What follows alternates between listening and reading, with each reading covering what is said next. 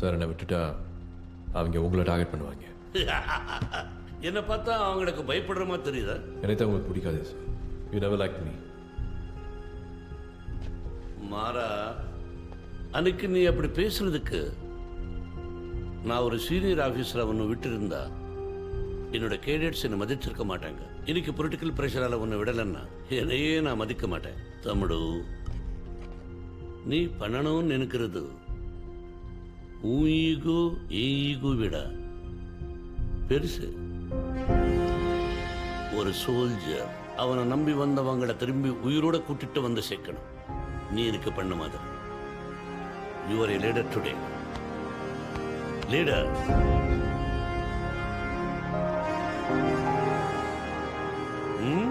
நான் ஸ்மோக் பண்ணுறதில்ல, நீங்களும் பண்ணாதீங்க.